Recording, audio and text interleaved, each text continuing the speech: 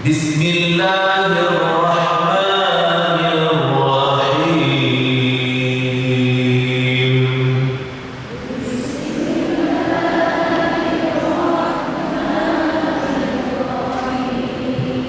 Li'ilafi Quraisy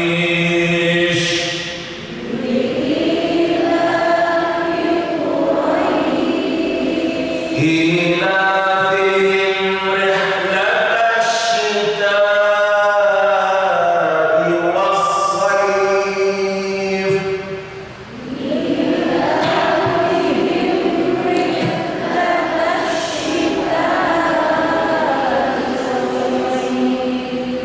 فليعبدوا رب هذا البيت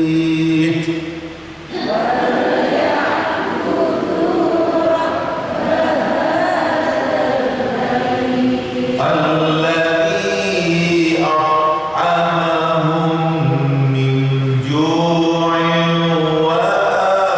وآمنهم من خوف.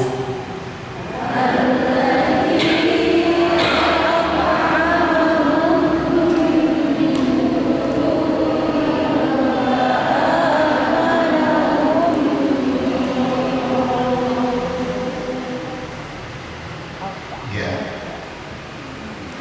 ibu-ibu yang perlu menjadi perhatian dalam surat Quraisy ini adalah pertama pada huruf shin yang ada ini. Li'ilafi Quraisy, Quraisy shinnya ini. Ilafihim rihlatash shita'i was-sayf. Rihlatash shita'i was-sayf. Was-sayf. Soalnya Tuhan. فليعبدوا رب هذا البيت الذي أطعمهم من جوع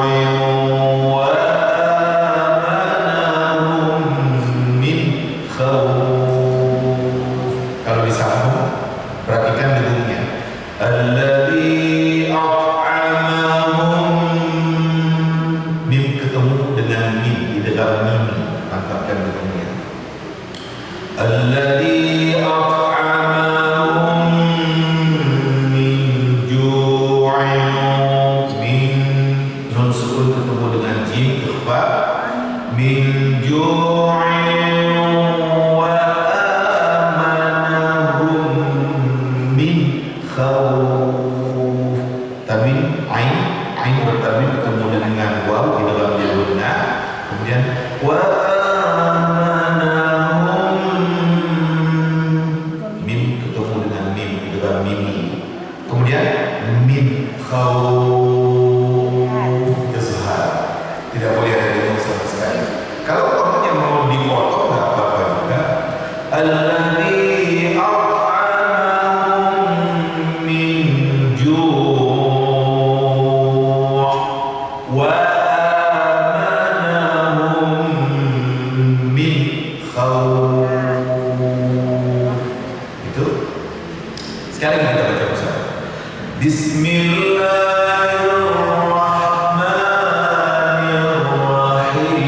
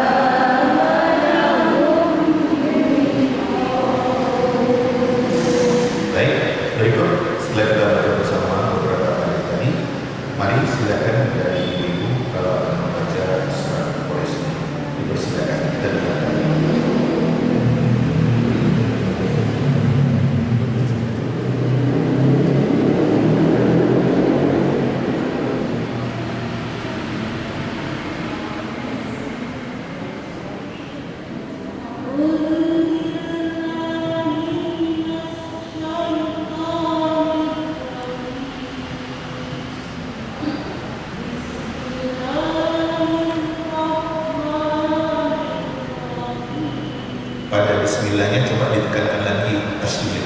Bismillahirrahmanirrahim. Lebih ditekankan tasydid.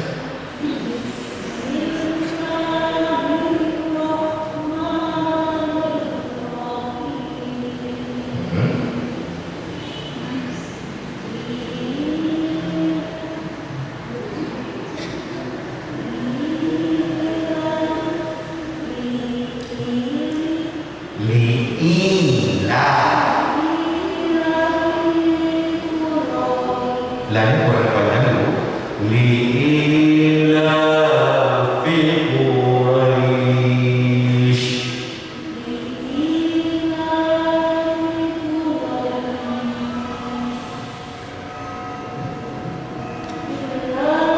Kurang panjang. Ila.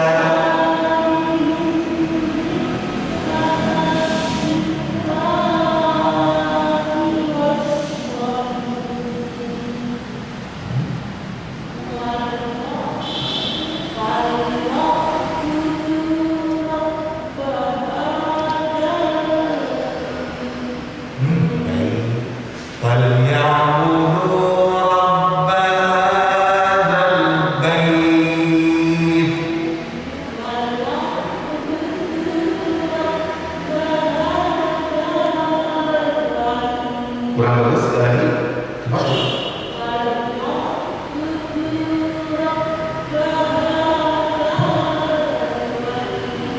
Terus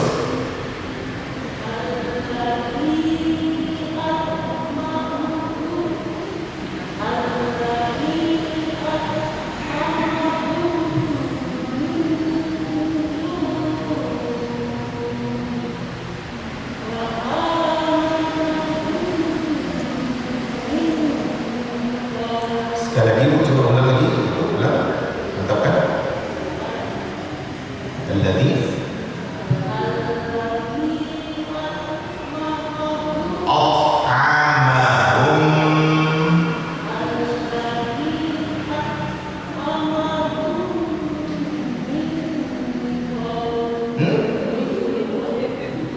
ulang. Salah itu. Alladzi at'amahum.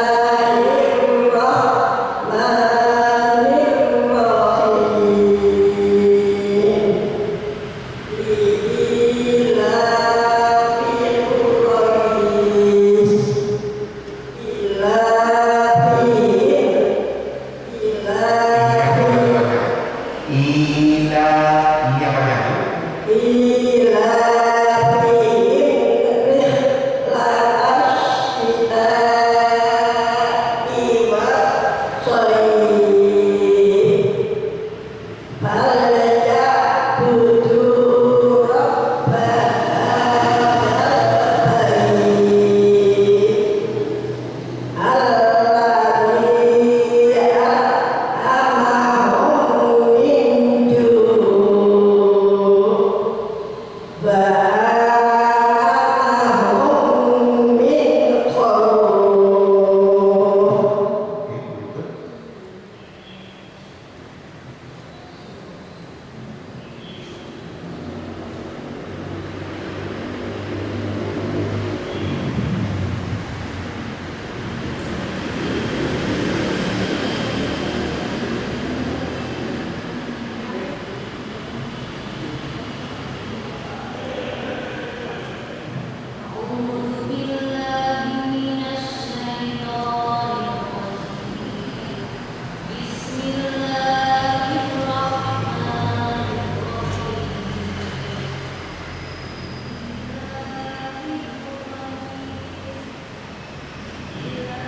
Ila begini terus.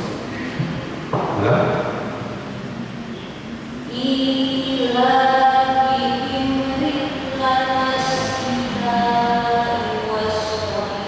Sirnya ditajamkan lagi, ditajamkan lagi.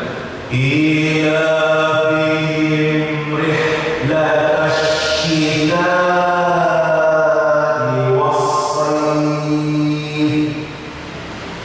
Ila fihim rihlat asy-syita'i was-sayf falyabudu rabb hadzal bait alladzi at'amahum min ju' wa amanahum min khauf. Cuma dengan pada mim ketemu dengan mim itu dimantapkan seperti tadi. Alladzi at'amahum min ju' wa amanahum min khauf. Dilambangkan dulu. Ulang. Alladzi at'amahum min ju' Kurang lama. Alladzi at'amahum hum lama. Alladzi at'amahum min ju'. Coba. alladzi at'amahum min ju' Oke, jalan. wa amanahum min khauf. Oke.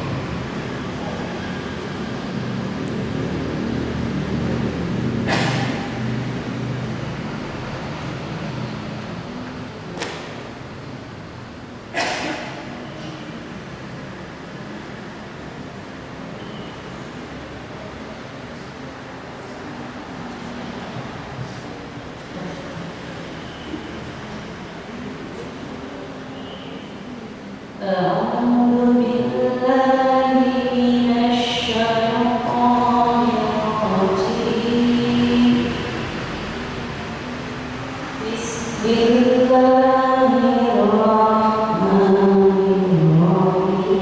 Bismillahirrahmanirrahim. Li'ilafi Quraisy ilafihim rihlatasy syita'i was-sayf falyabudu rabb hadzal bait alladzi at'amahum min ju'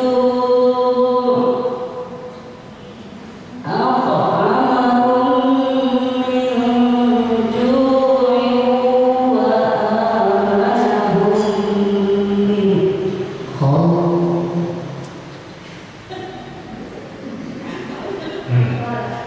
Lanjut berikut. Siapa ngambil? Silakan.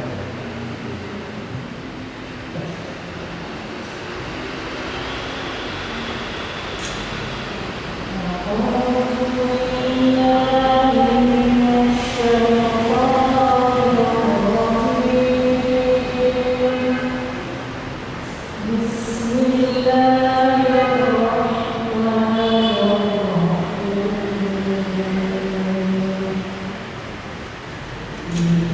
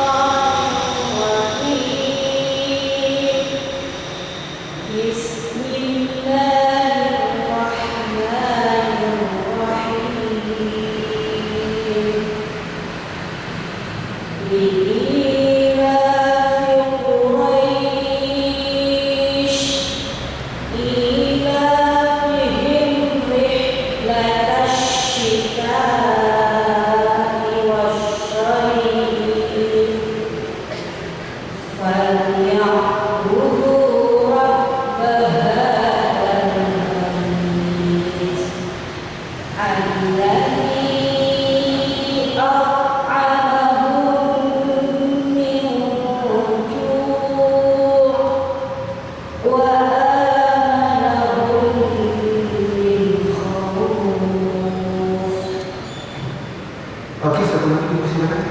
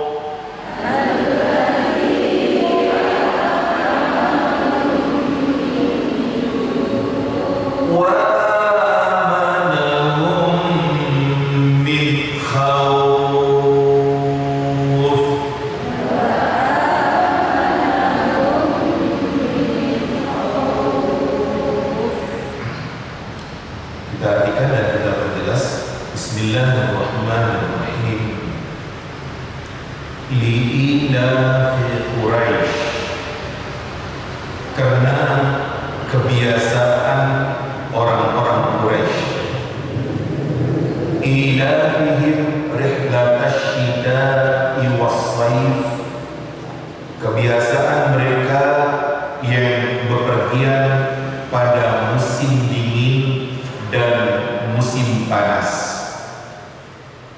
Falyabudu rabb hadzal bait, hendaknya mereka menyembah Tuhan yang memiliki rumah ini, alladzi at'amahum min ju', yang telah memberi mereka makan dari kelaparan, wa amanahum min khauf, dan telah memberikan keamanan kepada mereka dari rasa takut. Ibu-ibu, pertama sekali tentang surat Quraisy. Ya, sebutan surat Quraisy. Quraisy adalah sebutan untuk kabilah-kabilah Arab dari anak keturunan Nadhr bin Kinanah. Jadi Quraisy yang ada di dalam surat yang kita baca ini adalah sebutan untuk kabilah-kabilah Arab dari anak keturunan Nadhr bin Kinanah. Ibu-ibu, Nadhr bin Kinanah ini kalau diurut adalah kakek Nabi yang ke-12 ke atas. Jadi kalau kakek Nabi langsung bernama Abdul Muttalib, kalau kita sebut itu kakek Nabi yang pertama, bapak dari kakeknya, bapak dari kakek, bapak dari kakek, berikut, itu Nadhr bin Kinanah ini adalah kakek ya Nabi yang ke-12 dari urutan ya ke atas. Nah, anak keturunan dari Nadhr bin Kinanah ini yang disebut dengan bangsa Quraisy. Bangsa Quraisy. Mereka disebut orang Quraisy. Nah, ini yang diceritakan oleh Allah Subhanahu wa taala kepada kita tentang orang-orang Quraisy atau bangsa Quraisy yang ada di Makkah Al-Mukarramah. Dengan satu kesimpulan kita katakan anak keturunan dari Nadhr bin Kinanah disebut sebagai orang Quraisy atau bangsa Quraisy. Nah, ibu, Nabi SAW di dalam hadisnya menyebut, kata Nabi, Inna Allah astafa Kinanah min walad Ismail. Sesungguhnya Allah Subhanahu wa taala memilih Kinanah dari anak keturunan Ismail. Wastafa min Kinanah Quraisy. Kemudian Allah memilih dari anak Kinanah Quraisy. Quraisy yang ada ini adalah kakek Nabi yang ke-10. Wastafa min Quraisy. Kemudian ya Allah memilih aku dari Quraisy. Ya. Kemudian kata Nabi SAW, wastafa min Quraisy Bani Hashim. Allah memilih dari keturunan Quraisy Bani Hashim. Wastafani min Bani Hashim, dan aku dipilih oleh Allah dari Bani Hashim. Nah, Nabi SAW disebut sebagai anak keturunan Bani Hashim. Ya, Hashim itu adalah kakek Nabi yang kedua dalam kurung, bapak dari Abdul Muttalib. Jadi bapak dari Abdul Muttalib itu Hashim. Nah, Nabi itu keturunan Bani Hashim. Nah, di Arab atau di Mekah secara khusus kita katakan orang-orang ya Quraisy itu, bangsa Quraisy itu terdiri dari Bani. Ya, Nabi sendiri, Nabi Muhammad sendiri, ya keturunan dari Bani Hashim. Muhammad bin Abdullah bin Abdul Muttalib dari keturunan Bani Hashim. Ini gambaran tentang Quraisy dalam kaitannya dengan keturunan Nabi Sallallahu Alaihi Wasallam. Ibu-ibu, pertama terkait dengan surat Quraisy ini, dari mufassir, dari kalangan sejak dari kalangan sahabat radhiyallahu anhu ada berbeda pendapat.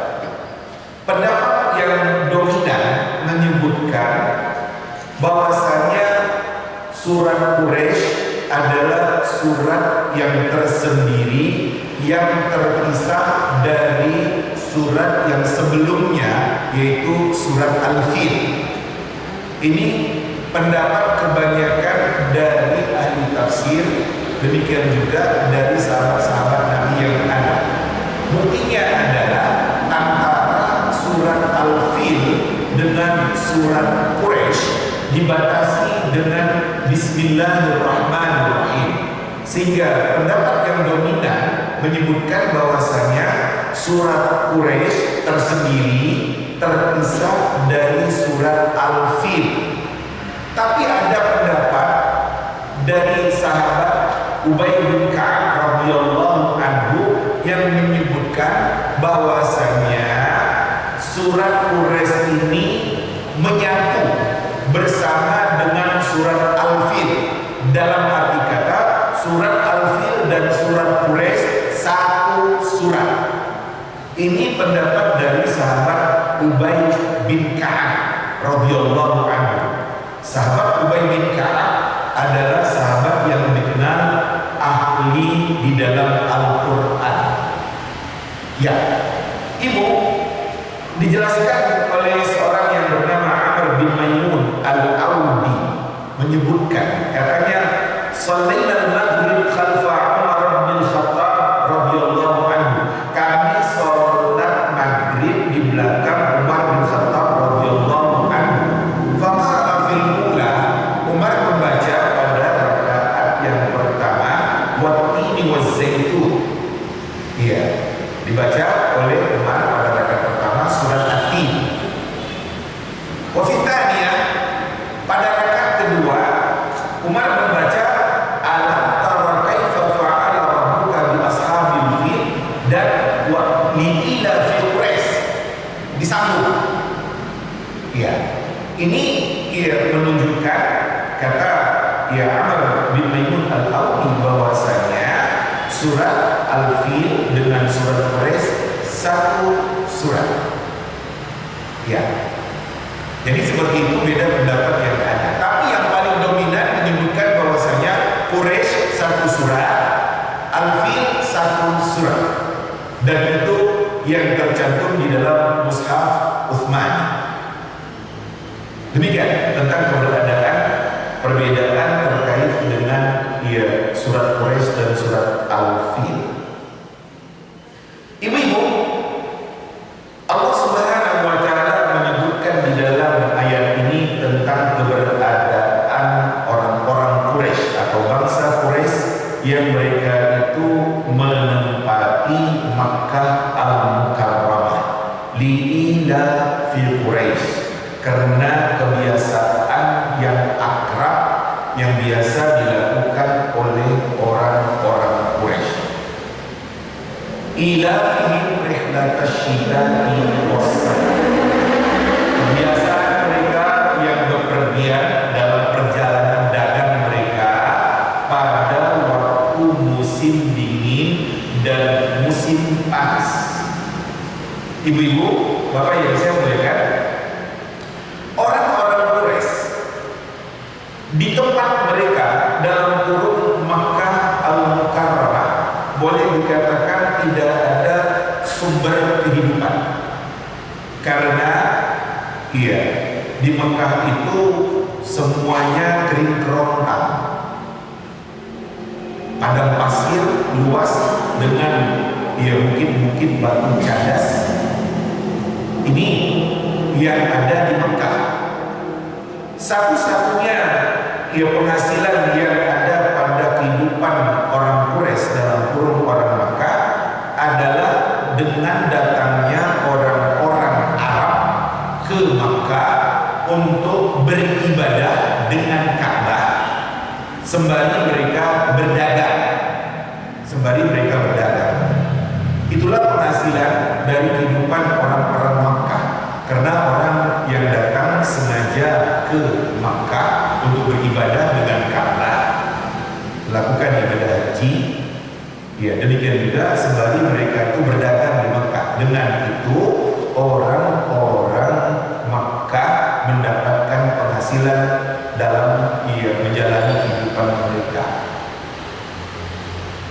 Ibu yang saya muliakan, apa yang dilakukan oleh orang-orang Quraisy berikutnya adalah mereka itu membuka jalur dagang, berdagang, pergi ke arah Yaman dan ke arah Syam.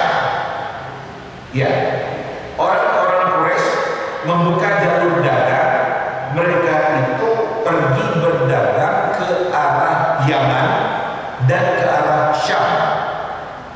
Pada waktu musim dingin, mereka itu pergi ke arah Yaman. Mereka di Yaman membawa barang-barang berupa wangi-wangian, dalam kurung minyak wangi, demikian juga rempah-rempah yang datang dari India, demikian juga dari Teluk Persia. Itu mereka bawa ke Mekah dan kemudian mereka perdagangkan. Pada waktu musim panas, orang-orang Quraisy pergi ke arah Syam, Syria, Lebanon sekarang. Dan ketika mereka ke negeri Syam, Syria, Lebanon sekarang, mereka di situ membeli hasil-hasil pertanian, demikian juga buah-buahan, dan kemudian mereka bawa ke Mekah untuk mereka perdagangkan. Dengan itu orang-orang Mekah menjadi kaya. Mereka bukan hanya mendapatkan penghasilan dari orang yang datang ke Mekah untuk beribadah dan orang berdagang di Mekah, tapi juga orang-orang Quraisy berjalan di dalam perjalanan dagang mereka ke arah negeri Yaman pada waktu musim dingin dan ke arah Syam pada waktu musim panas. Dan dengan itu akhirnya orang-orang Quraisy, dalam kurung orang-orang Mekah, menjadi orang kaya. Nah, ibu-ibu, bapak yang saya muliakan, seperti itulah perintis pertama yang membuka jalur dagang ke arah Yaman dan ke arah Syam itu adalah 4 orang bersaudara, yaitu Hashim, Abdu Syams, Muttalib, dan Naufal. Ini 4 orang bersaudara, Hashim, Abdu Syams, Muttalib, dan Naufal. Mereka dari keturunan Bani Abdi Manaf. Mereka yang membuka jalur dagang itu dengan membagi keberangkatan mereka. Hashim ke arah Syam, Abdu Syams ke arah Habasyah, dalam kurung Ethiopia sekarang ini, Muttalib ke arah Yaman, dan Naufal ke arah Persia, Iran sekarang. Nah, dengan itu akhirnya orang-orang Quraisy, dalam kurung orang-orang Makkah, hidup dengan kecukupan. Makanya Allah Subhanahu wa Ta'ala mengingatkan orang-orang Quraisy dengan ayat ini, dengan surat ini, bagaimana keberadaan mereka sebelum membuka jalur dagang ke arah Yaman dan ke arah Syam. Mereka dengan kekurangan-kekurangan diingatkan oleh Allah Subhanahu wa Ta'ala kepada mereka tentang kehidupan mereka yang semula miskin, dalam kurung dengan kekurangan-kekurangan, tapi setelah mereka berdagang ke arah Yaman dan ke arah Syam, akhirnya mereka menjadi orang yang kaya dan orang yang berpunya. Ibu-ibu,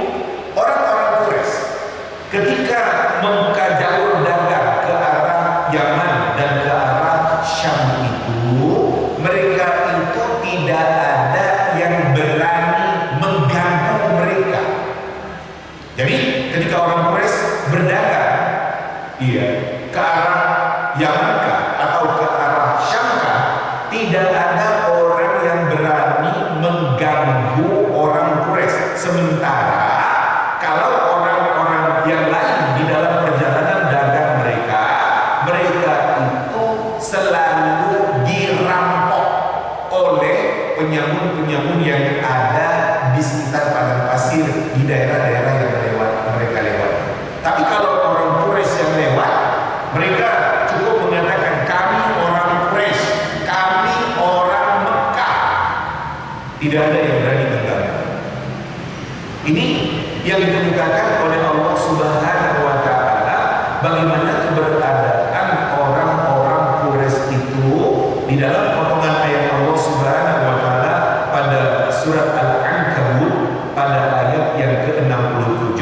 Allah Subhanahu wa Ta'ala mengatakan, awalam yarau anna ja'alna haraman aminah. Apakah mereka tidak memperhatikan bahwasanya kami telah menjadikan tanah haram itu sebagai tanah yang aman? Wa yatakhaffafun nasu min hawlihim, sementara orang-orang yang ada di sekitar mereka pada diculik ataupun dirampok. Orang Mekah aman di dalam perdagangan mereka, ya, sehingga mereka itu ya menjadi orang-orang yang kaya di kampung halaman mereka, Makkah Al-Mukarramah. Kehormatan dari orang-orang Makkah atau orang-orang Quraisy itu ini karena peristiwa sebelum-sebelumnya yang mereka ya alami, di mana Allah Subhanahu wa Ta'ala menjaga Ka'bah dari serangan Abraha yang ingin menghancurkan Ka'bah ketika itu. Sejak dari gagalnya Abraha, ya, ketika berniat untuk menghancurkan Ka'bah, maka orang-orang Makkah atau orang-orang Quraisy mereka menjadi orang-orang yang terhormat dan aman di dalam perjalanan dagang yang mereka lakukan. Nah, Allah Subhanahu wa Ta'ala mengingatkan orang Quraisy betapa sebelumnya mereka dalam keadaan miskin dan kekurangan, tapi setelah itu mereka menjadi orang kaya.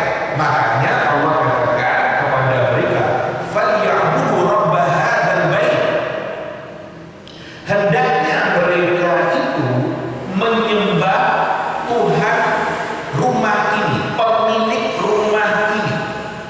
Maksudnya Allah Subhanahu wa Ta'ala.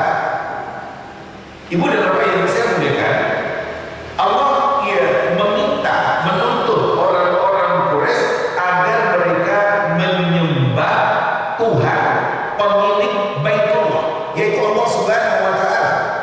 Karena orang-orang Quraisy itu mereka tahu dengan Ka'bah, dan mereka selalu di dalam sumpah mereka mengatakan wa rabbi hadzal bait, demi Tuhan yang memiliki, yang menguasai rumah ini.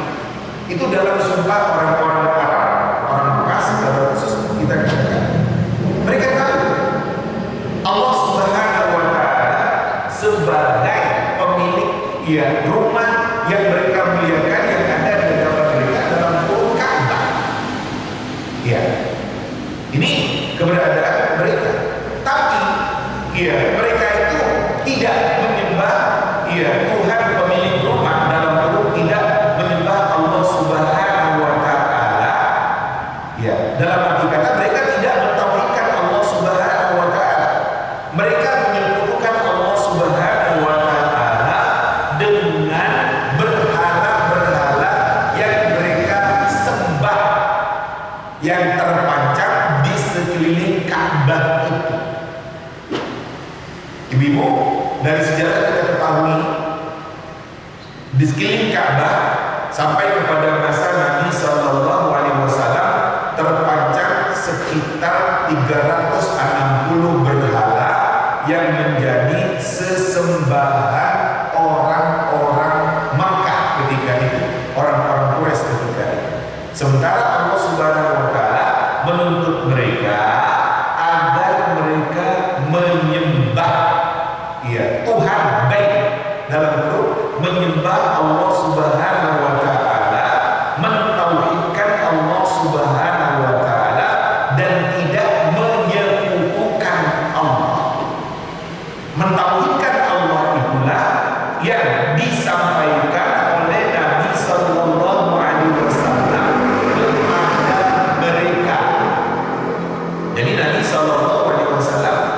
dengan ayat ini mengingatkan orang-orang Quraisy, orang-orang Mekah agar mereka itu mentauhidkan Allah Subhanahu wa taala dan tidak menyekutukan Allah Subhanahu wa taala dengan sesuatu apapun.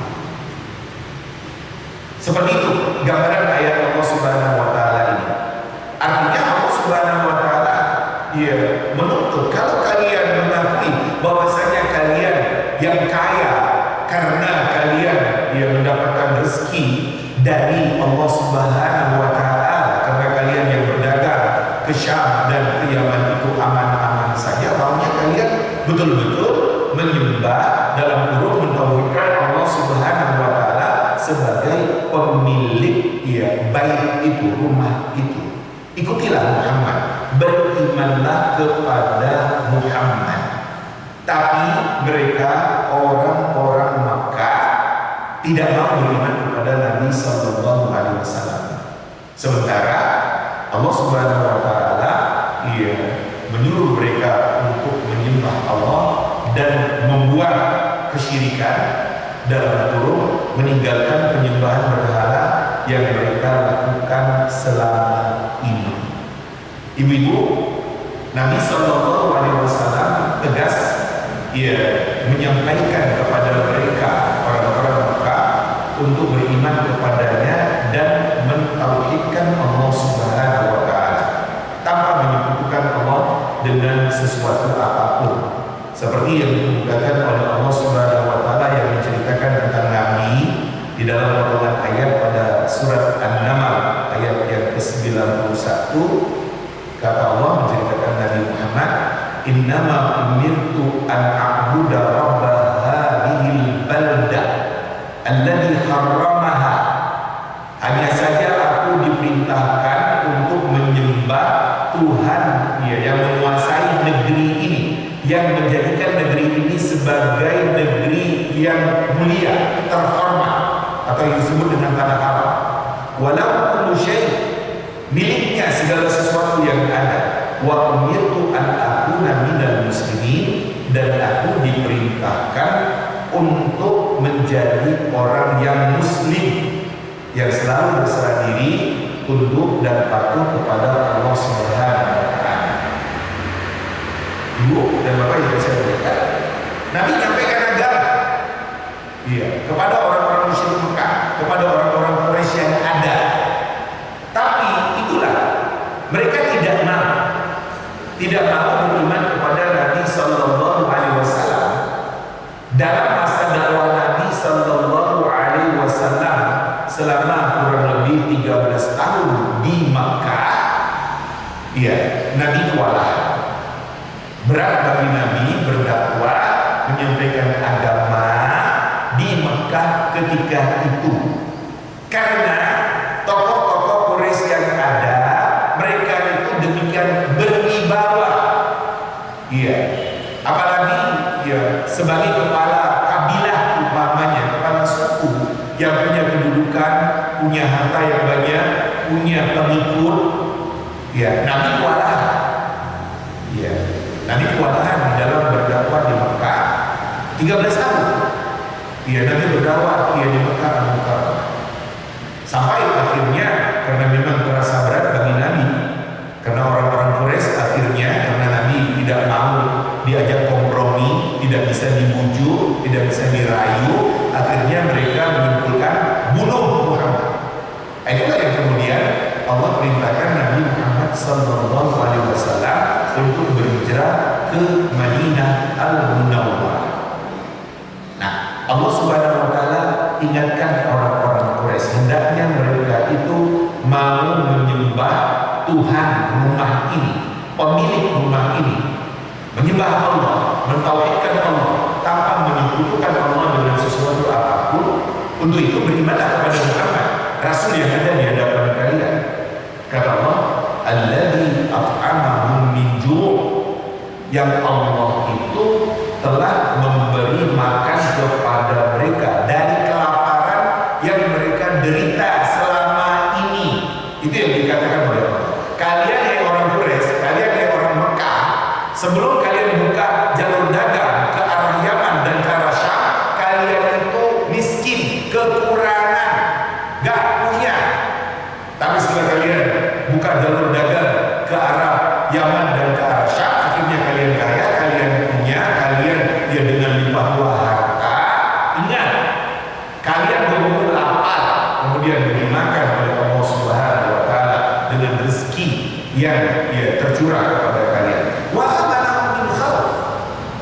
Allah telah memberikan keamanan kepada mereka dari rasa takut.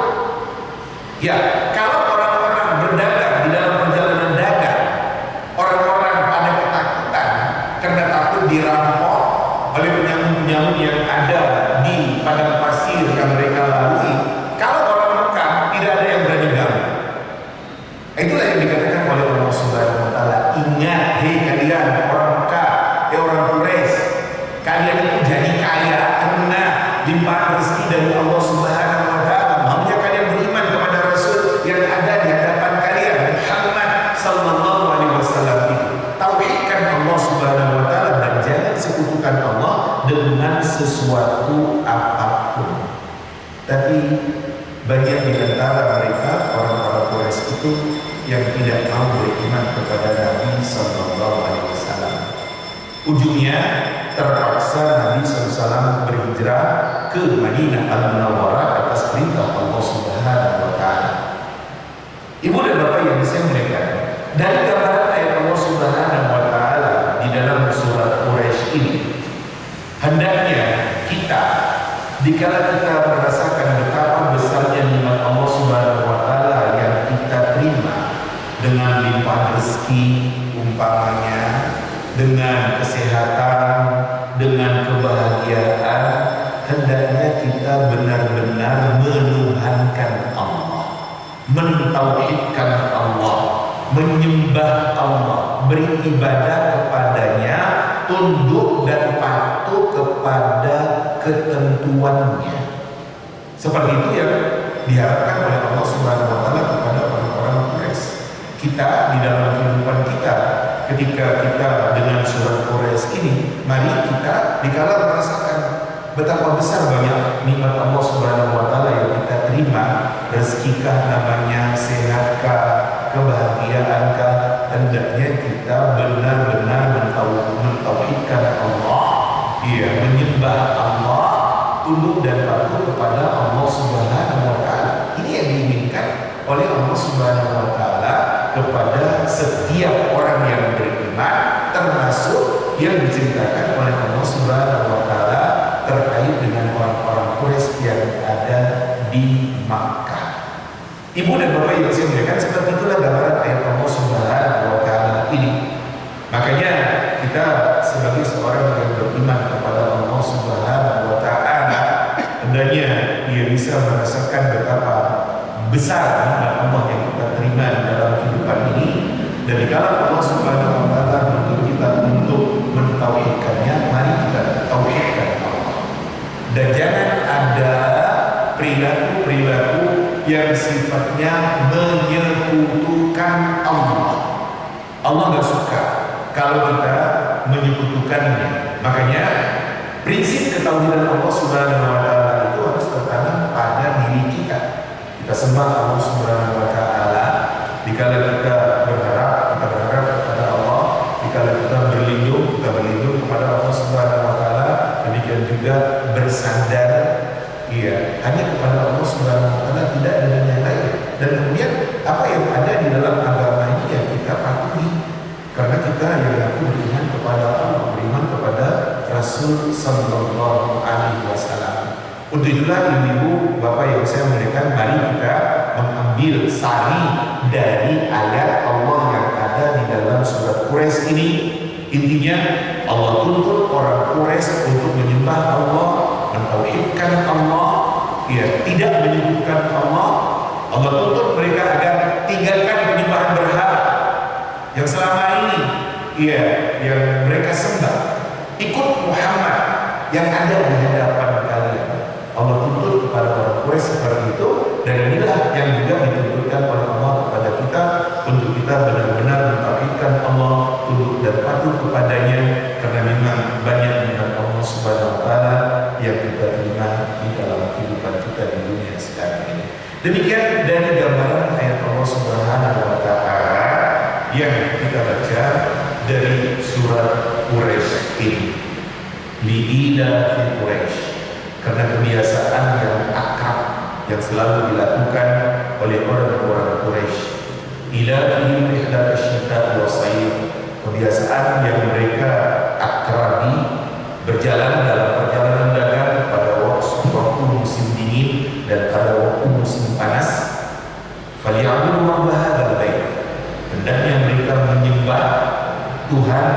yang memiliki baik ini, maksudnya Allah Subhanahu wa taala, alladzi at'amahum min ju', yang Allah itu telah memberi mereka makan dari kelaparan yang mereka derita selama ini, wa amanahum min khauf, dan telah memberikan keamanan kepada mereka dari rasa takut.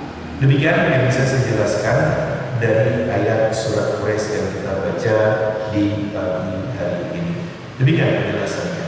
Berikut, kalau ada yang menjadi pertanyaan bagi ibu-ibu dan bapak, monggo untuk disampaikan untuk kita memperjelas apa yang menjadi pertanyaan ibu dan bapak. Dipersilakan.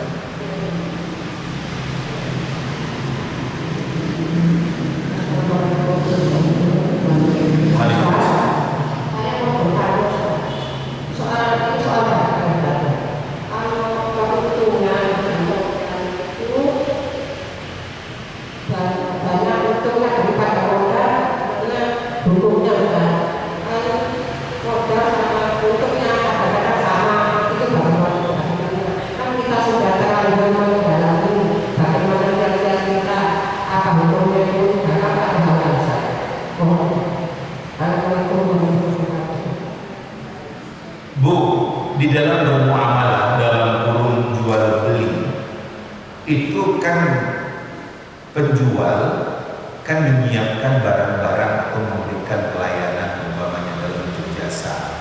Kemudian yang membeli kan mendapatkan barang-barang itu. Terkait dengan keuntungan, itu adalah ya dibolehkan. Perdagangan yang terjadi, si pedagang beruntung dari barang yang dia jual.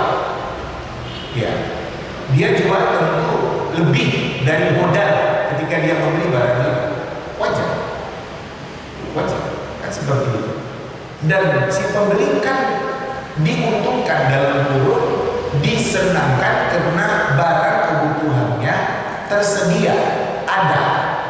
Dia tidak perlu pergi jauh-jauh, ada pedagang yang menawarkan kepada dia sehingga dia membeli. Nah, dalam masalah ini si pedagang itu kalau beruntung adalah wajar. Tidak ada batas berapa keuntungan yang harus saya ambil dari barang yang saya jual. Tidak ada. Cuma kan kita bisa tahu gambaran pasar yang ada. Apa yang dijual oleh seseorang itu. Ya. Dan kalau dia dapat untung dari yang dijualnya lebih dari modal yang dia belikan kepada barang itu, wajar. Dan itu sesuai dengan kebiasaan yang berlaku. Saya contohkan, pedagang sayur yang ada di pasar sana, satu ikan bayam, satu ikan kangkung umpamanya, berapa ya untung yang dia dapat? Barangkali 1.000-2.000 rupiah per satu ikan. Wajar. Dan itu kan jual kangkung, jual bayam. Ada barang-barang yang kita katakan lebih besar lagi, lebih mahal lagi. Orang yang jual beli mobil umpamanya, si pembeli mobil dengan penjual mobil itu kan bertransaksi. Orang yang jual mobil kan nggak mau dia untung dia jual mobil itu hanya 1 juta. Masa mau dia di showroom yang ada ini? Nggak akan mau dia untungnya hanya 1 juta. Tentu lebih dari itu. Berapa? Ya sesuai dengan pasar yang ada. Apakah 5 juta mau dilepasnya, umpamanya atau 10 juta baru dilepasnya, itu urusan dia. Tapi kita katakan keuntungan itu sesuai dengan kebiasaan yang berlaku. Jadi nggak apa-apa dapat untung. Dan itu bukan riba. Itu bukan riba. Wa ahallallahu al-bai'a wa harrama riba. Allah menghalalkan jual beli dan Allah mengharamkan riba. Jadi kalau riba memang dilarang, tapi kalau keuntungan dalam perdagangan itu boleh saja, dan itu sesuai dengan kebiasaan yang berlaku di dalam kehidupan. Keuntungan bukan riba. Jadi kalau saya dapat untung karena saya berjualan, itu boleh saja. Yang jelas, jangan sampai menzalimi orang. dengan arti kata di luar batas kewajaran. Nah itu nggak boleh tuh. Saya beli mahal sekali ternyata, padahal di sana ya nggak segitu harganya. Nah kan itu ya tidak baik, itu menzalimi orang. Jual beli itu harus saling meridhai di antara pembeli dan penjual, penjual dan pembeli. Keuntungan bukan riba, karena Allah menghalalkan jual beli dan mengharamkan riba. Demikian tentang permasalahan ini. Menyambung pertanyaan. Ya Bu, silakan. Assalamualaikum warahmatullahi wabarakatuh. Menyambung pertanyaan Ibu tadi, jual beli itu kan kesepakatan antara penjual dan pembeli.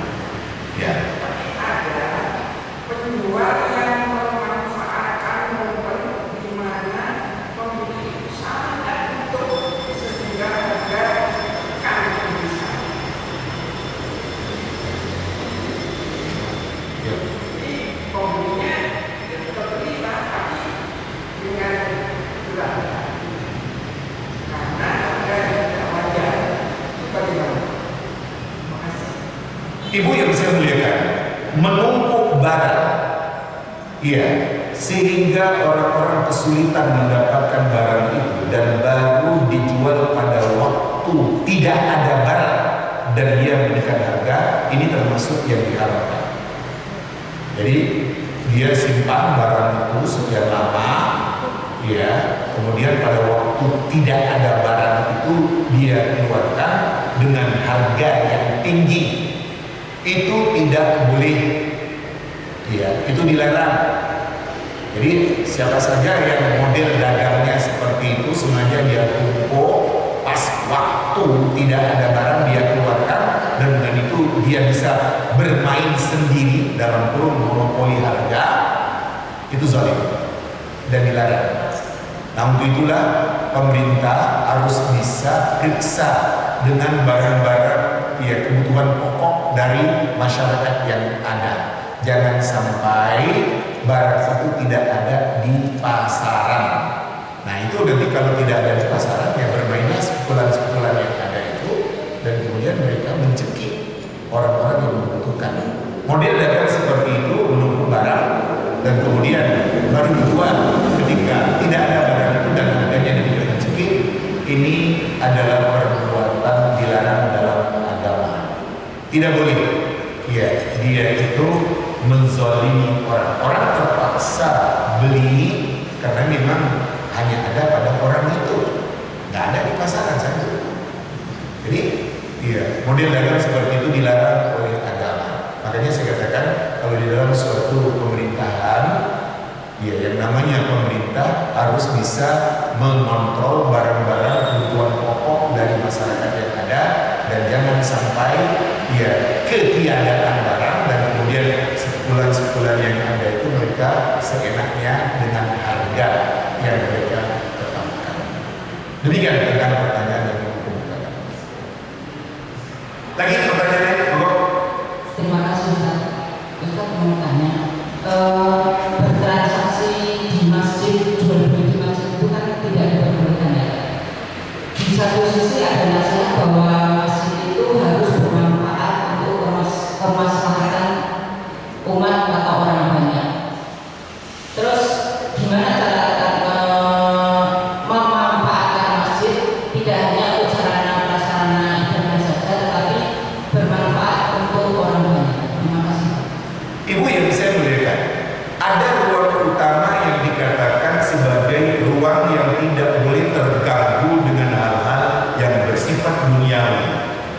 Ruang utama dalam kurung tempat ibadah harus untuk sifatnya zikir, ya ibadah kepada Allah Subhanahu wa taala dalam kurung ibadah. Kalau akan dibuat ada tempat yang memang dikhususkan untuk jual beli, di sekitar masjid dibuatlah lapak-lapak umpamanya, kios-kios umpamanya, tenda-tenda umpamanya di luar area masjid sebagai tempat ibadah. Kalau kita katakan ini masjid, ruang utama masjid ini tidak boleh. Kalau umpamanya jamaah masjid sampai melimpah keluar, ruang luar itu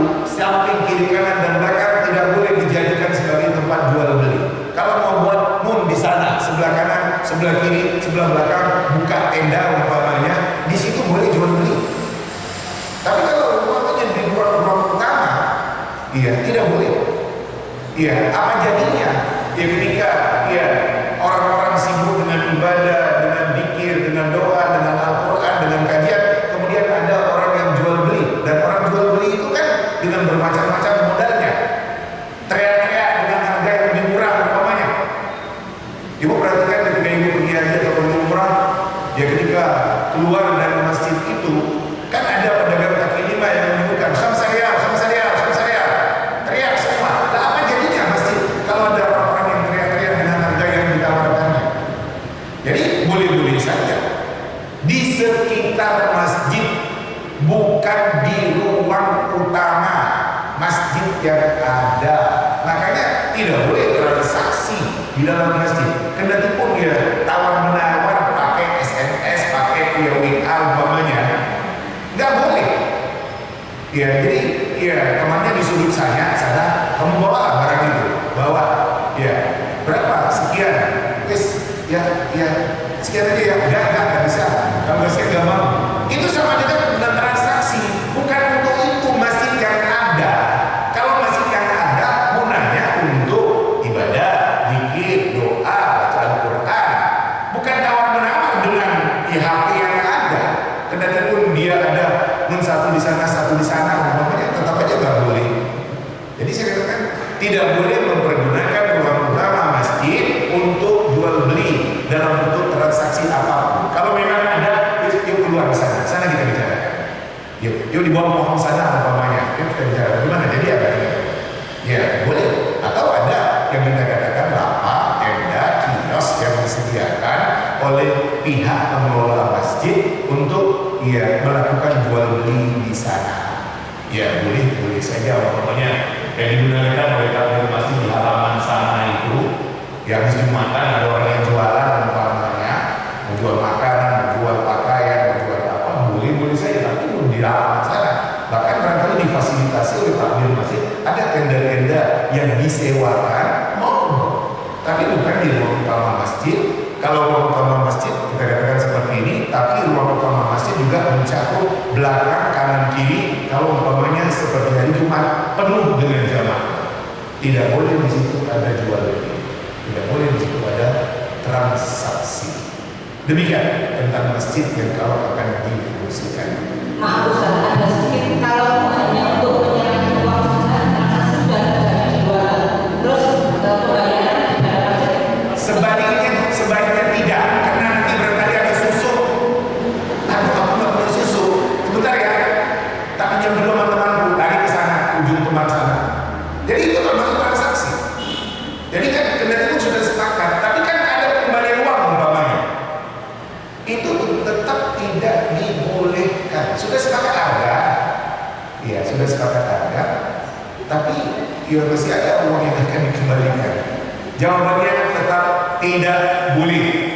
Ya, demikian tentang masjid yang harus kita fungsikan hanya untuk ibadah, untuk zikir, untuk doa, untuk Al-Quran, tidak untuk jual beli. Demikian.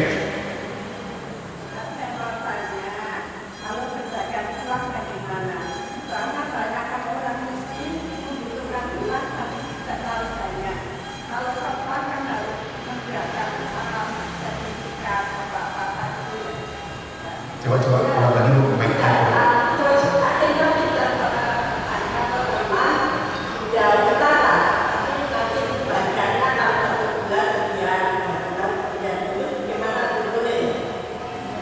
Bu, harga itu harus satu.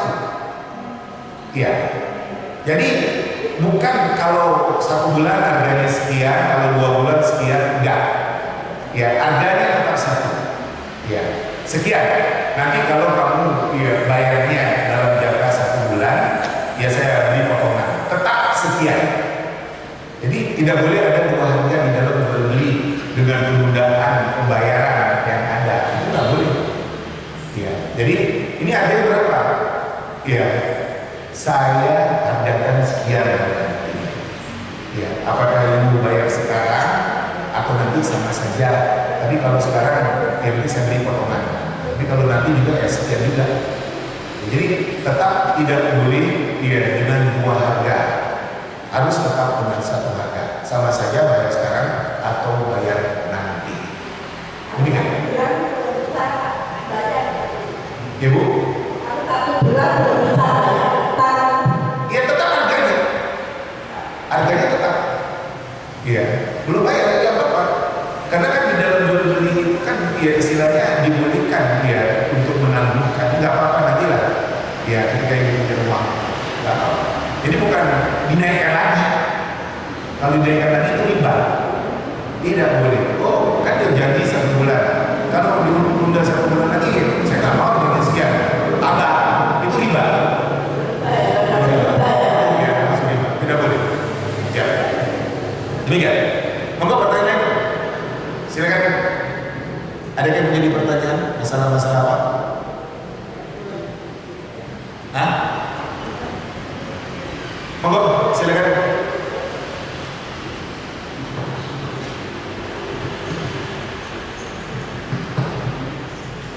Assalamualaikum warahmatullahi wabarakatuh. Waalaikumsalam.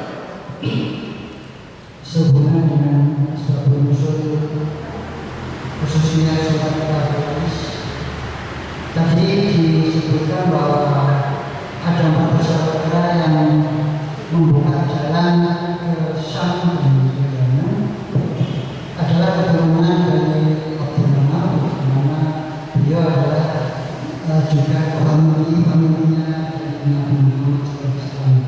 Demikian ya, Ustaz. Yang ingin kami tanyakan adalah pada waktu itu apabila ada beliau, apakah keturunannya beliau itu selalu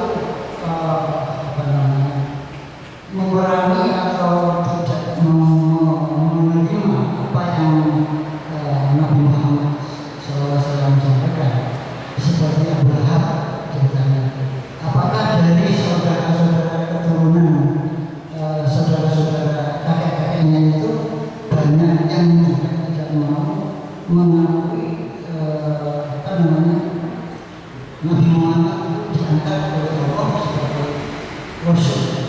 Itu yang pertama, Ustaz. Yang kedua, apakah dari keturunan semua itu akhirnya banyak juga yang tidak mengakui atau bagaimana? Ustaz, lanjutannya. Selamat. Bapak yang saya muliakan, jadi Nabi ketika berdakwah kepada orang Mekah. Orang Mekah itu orang Quraisy. Orang Quraisy. Ada di antara orang Quraisy itu yang beriman kepada Nabi. Sahabat-sahabat Nabi seperti Abu Bakar, Umar, itu dari tokoh-tokoh Quraisy yang beriman kepada Nabi. Ada, ya, dari tokoh-tokoh Quraisy itu yang tidak mau beriman kepada Nabi, seperti Abu Jahal, Abu Lahab. Nggak mau beriman kepada Nabi SAW. Jadi, ya, semua orang Mekah yang ada di hadapan Nabi disebut sebagai orang Quraisy. Karena memang mereka keturunan dari, ya, Nadar bin Kinanah yang tadi saya sebutkan. Ya, ada yang beriman. Itu tadi juga. Abu Bakar orang Quraisy beriman kepada Nabi. Umar orang Quraisy beriman kepada Nabi. Abu Lahab, Abu Jahal nggak beriman kepada Nabi SAW. Abu Sufyan, tokoh utama orang Quraisy, ujungnya beriman kepada Nabi SAW setelah terlibat perang. Dia melawan Nabi SAW dalam perang-perang yang terjadi. Kan gitu. Nah, dari mereka yang dikatakan tokoh Quraisy, ada yang beriman dan ada yang tidak beriman. Sampai contoh soal Ikrimah bin Abu Jahal, bapaknya Abu Jahal, tapi anaknya Ikrimah beriman kepada Nabi Sallallahu Alaihi Wasallam. Nah, seperti itu. Jadi semua orang Mekah itu disebut sebagai orang Quraisy. Dan ini yang diingatkan oleh Allah dengan ayat surat Quraisy yang kita baca.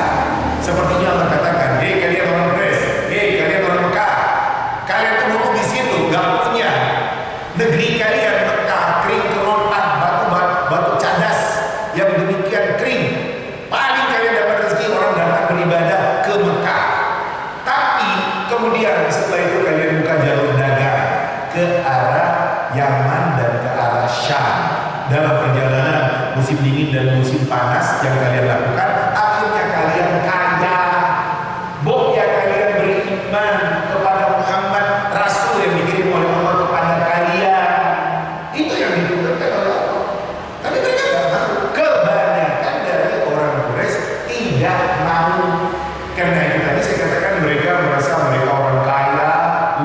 kedudukan, punya banyak pengikut, dan Muhammad bin Abdullah sebagai Rasulullah ketika itu dianggap sebagai anak kemarin.